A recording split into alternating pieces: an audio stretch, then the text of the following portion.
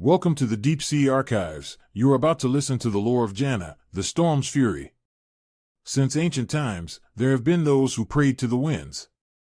From sailors seeking good weather to the downtrodden calling on winds of change, mortals have placed their hope in the tempests and gales that sweep across Runeterra.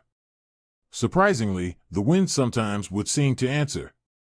Seafarers might spot a bright blue bird just before a healthy tailwind billowed their sails. Others could swear they'd heard a whistling in the air right before a storm, as if to warn them of its approach.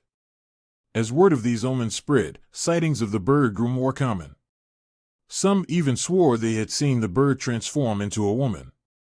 With tapered ears and flowing hair, this mysterious maiden was said to float above the water and direct the wind with a flick of her staff.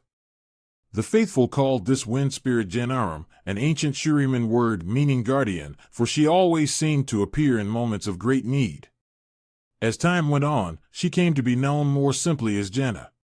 Her name spread across the Shuriman continent's coasts, and the seafaring people of Ostra-Viazon were her most fervent believers. They depended on calm seas for the trade ships that traveled through their city's port. Statues and shrines were raised in gratitude for Janna's benevolence.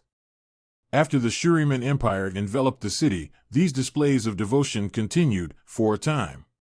When the emperor issued decrees suppressing false idols, Janna's statues were torn down. Yet despite the growing worship of the ascended god warriors, many still offered quiet prayers to Janna, for what could god warriors do to protect ships from storms? These mortals often wore amulets with the image of a bluebird, smaller, more personal tokens in Janna's honor. Through all of this, Janna continued to aid the vulnerable who called upon her. In a region rife with upheaval, she remained constant.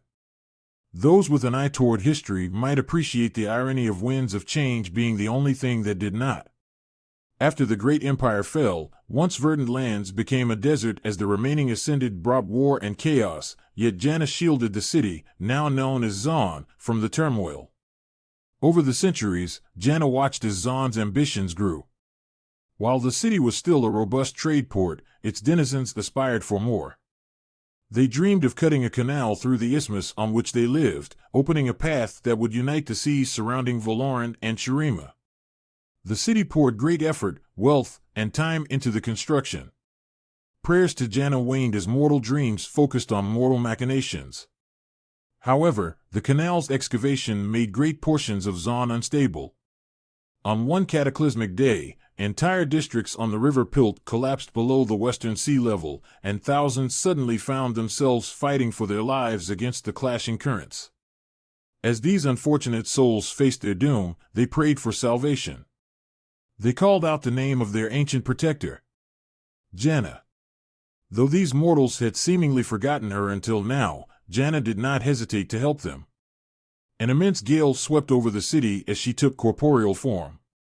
Impossible walls of air held flooding waters at bay as people fled the drowned ruins of their homes. Ferocious gusts of wind cut through the suffocating smoke from fires caused by the destruction.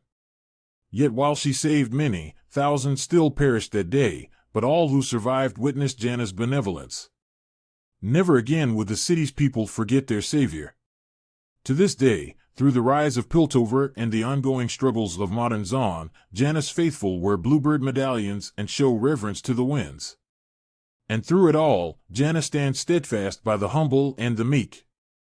Zonites all know that whether they fight for breath amid the toxic clouds of the Zon Grey, stand against the brutality of violent Kimberans, or fend off other threats, Janna will not abandon them.